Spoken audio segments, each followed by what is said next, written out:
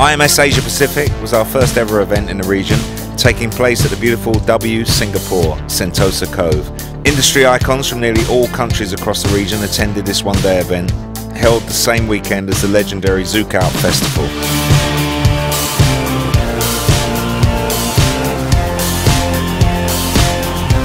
The day took in keynotes, one-to-one interviews, business reports about the value of the region and the odd bit of explosive words from a certain promoter in Korea.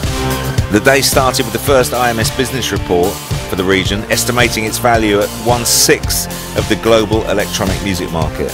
So one of the things we like to do as part of the IMS business report is try and estimate how much the industry is worth. And on the last slide, slide 10, you can see a pie chart of what we think the Asia-Pacific region is worth, and that is around $1 billion US. A massive amount, and around 15% of the global market that we estimate.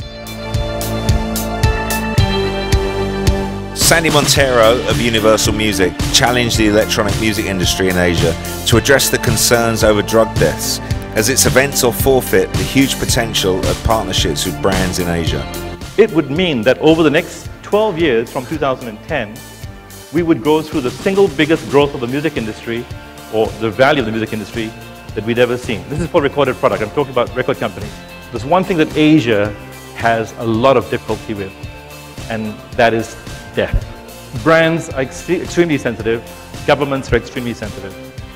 There needs to be a concerted effort to make sure that as we roll out these things in Asia, and we want them to get bigger and bigger and bigger, we need to make sure this is under control. And Dr. Gino Yu inspired the delegation with a talk about transformational music, deciphering fascinating cultural differences which could be challenging for the genre's growth. I'm also looking at kind of what it is and what it means in a deeper sense. But then with that, and if you realize that, there are bigger monetary opportunities. Artists Nervo and Damien Lazarus sat with local artists from India, Thailand and Singapore, and promoters from global stature events from China, Hong Kong, South Korea, Singapore, Japan all discussed the huge growth they are experiencing. For a long time, India especially has been, sort of shun out from Asia Pacific.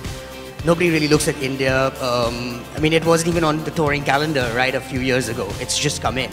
But the scene in India has been around for a very long time, and we have, like I said, a lot of acts. So for me, immediately, the plan is to really reach out. I looked into working with, collaborating with artists from various different cultures around the world, and I came across the music of the Qawwalis, and was lucky enough to collaborate with two of the legendary Qawwali singers from Pakistan. When we went there, it was pretty, their online community was quite, aggressive and alive. So that was a big plus for us and made us realize that, we have to come here more and really explore this region more. And we're in Zouk, right? The East actually meets West. So we believe in the scene is going on in UK.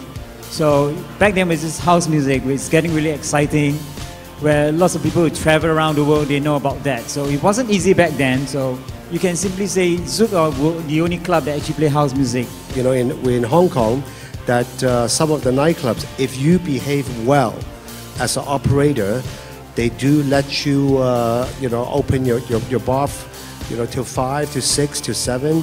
JCN challenged people for getting into the business for the wrong reasons with a torrent of harsh words. But the growth of the matter right now for Korea, right? Yeah, it's a growing market, it's huge. But it's like more than 50–60% of the people get in for free. That's maybe not common knowledge to all of you guys. But I'm deep in the scene, I know the facts. They can't lie to me, I'll slap them silly. Because Shanghai has a lot of expats, all the clubs, the night scene, the nightlife is basically powered by the expats there. Our music market has 85% is physical, still physical CD market, and digital only 15. Signing to international labels, slowly breaking out of the country and playing festivals and clubs outside the country. So that pool of talent is super important to the country's future. Don't forget, Singapore is probably the smallest country that we're talking about here, and a population of 7 million. So I see other people trying to come to town, and obviously there's some big events that are going to come on in the next year or two, certainly next year. Whether they're going to be so successful, it took Zouk a few years before they got it going, and obviously now they're at the point it's one of the biggest in the region. Reefer madness kind of government-issued propaganda. I mean, that's the kind of propaganda you have on drugs and safety of drugs. It's by fear, not by education. And Steve Angelo talked about his passions and experiences in Asia-Pacific.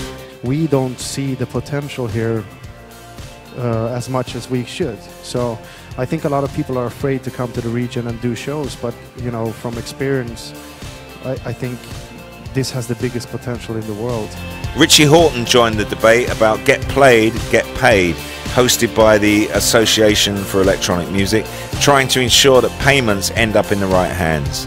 One thing for me was, well, now distribution and the music was available for the people, but even the clubbers didn't actually know what was being played.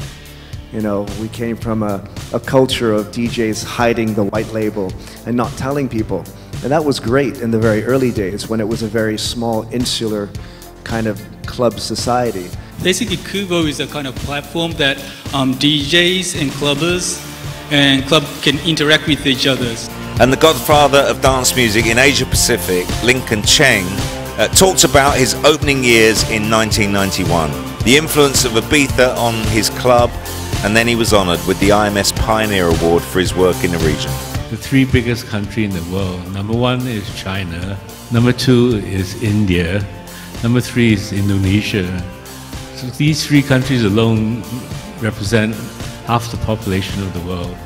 Plus you have other countries like Philippines, Japan, Vietnam, Laos, Thailand. I think this is probably the most untapped mass market in the world. And then to the parties. I played for the first time with my daughter, Becky Tong. And then Nervo closed out the event at W Singapore.